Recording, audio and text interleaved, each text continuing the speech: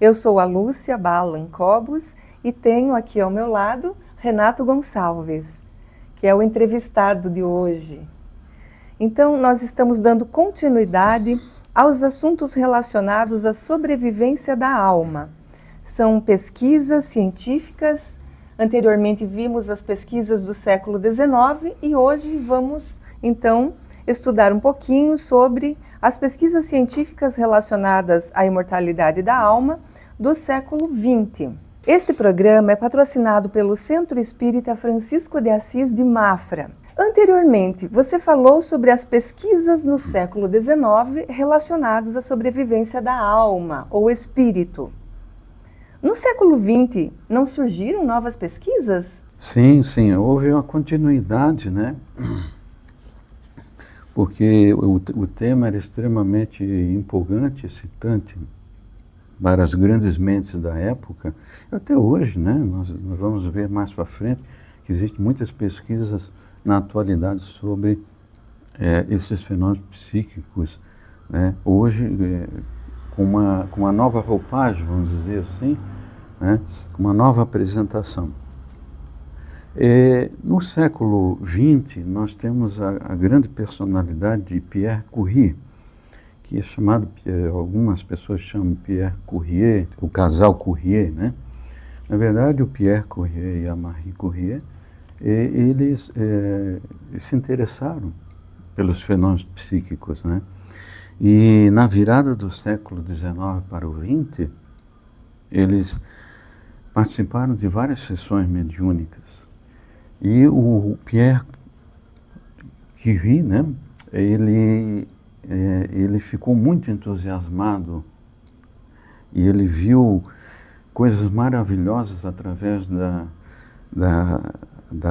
de médiums, né, de efeito físico na época, grandes médiums, e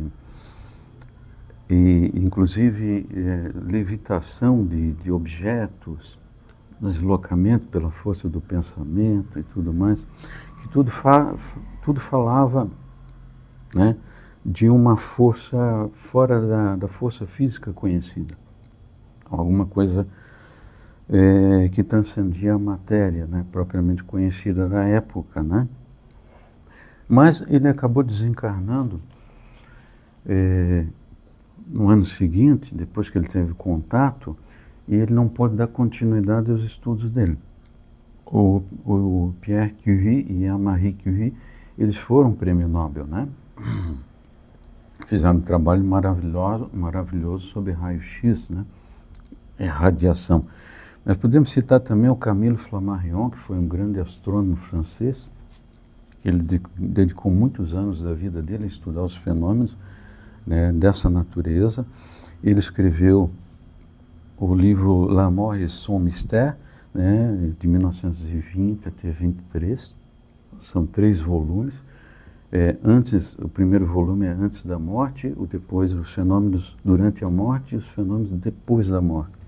Nesses 3 volumes. É muito interessante, ele descreve as várias experiências que ele teve. Ele fazia experiências e tinha acesso a vários médiums, né?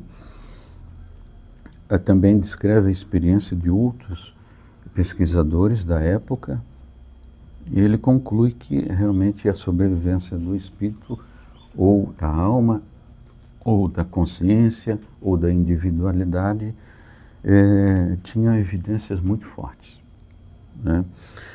Podemos citar o Arthur Conan Doyle, que foi um grande escritor, famoso pelo livro Sherlock Holmes, né? Ele também fez pesquisas extraordinárias sobre a sobrevivência da alma. Tem um livro, inclusive,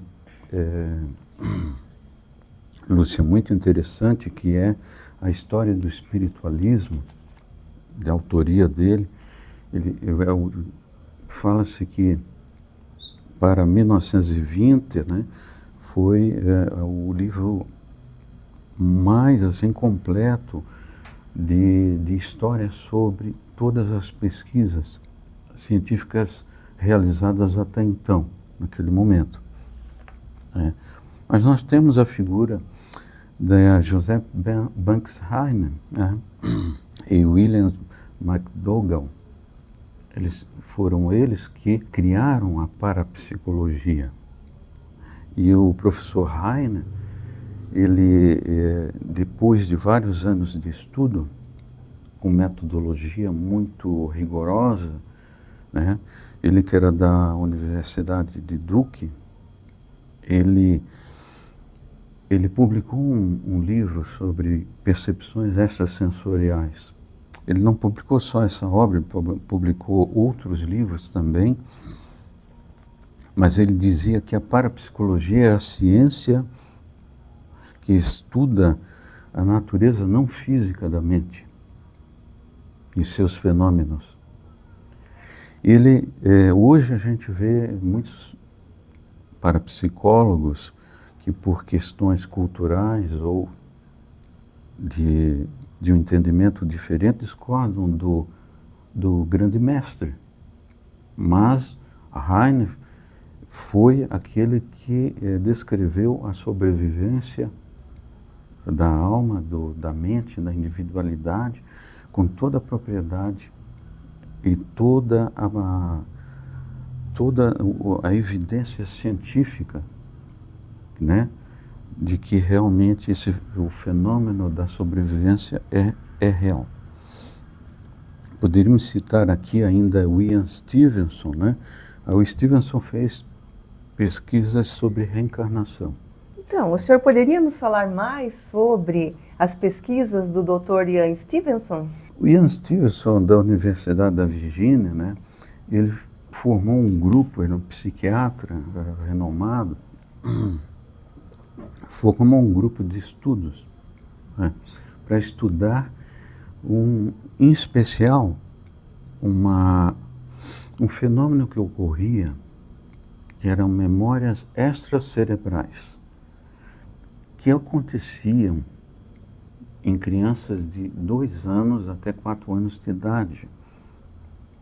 Esses fenômenos foram muito interessantes, chamou muita atenção dele para pesquisar o que aquilo representava, né? Então ele formou o grupo dele dentro da universidade, que se propunha a estudar cientificamente esses casos. E aí ele foi ver nesses países, na Índia, no Sri Lanka, em várias partes do mundo, porque esses fenômenos de memória extracerebral não era exclusivo da Índia, de países que tinham a cultura da reencarnação. Então ele foi estudar para ver se realmente, se aquilo era uma fraude, ou se era uma coisa de cultura apenas, ou se não tinha nenhuma outra coisa que explicasse. Ele começou a estudar primeiro, estudou mais de 1000 casos, na verdade 1100 casos. Depois que ele estudou esses mais de 1000 casos, ele publicou em 1966, então ele começou os estudos em 1960, depois de 6 anos de estudo. Aí ele selecionou os 20 casos mais, assim, convincentes, que ele tinha feito a pesquisa, usado todos os métodos científicos, afastado todas as possibilidades de fraude, todas as possibilidades de erro, de observação, enfim. Aí ele publica um livro chamado 20 casos sugestivos de reencarnação. Foi o grande pontapé no estudo desses fenômenos, assim, de trazer o resultado dos estudos dele a público, né? Porque depois houveram muitos outros relatos. Ele publicou mais de 200 artigos em revistas científicas. Não estou falando de revista, de jornal, periódico para a população leiga. Estou falando de revistas científicas mundialmente reconhecidas. Então ele publicou mais de 200 artigos falando sobre essas questões, sobre essa questão da reencarnação.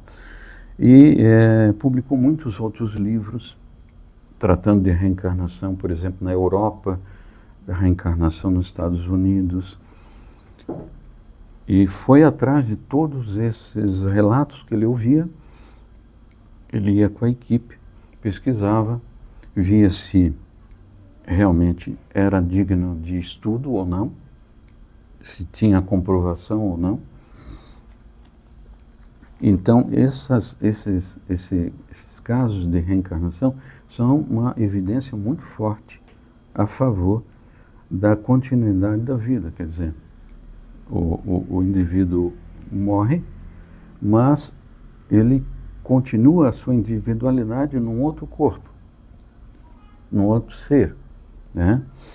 Então, é algo que tem que vencer barreiras culturais, preconceitos, né? Porque foi uma evidência, é uma evidência robusta, né? A favor, não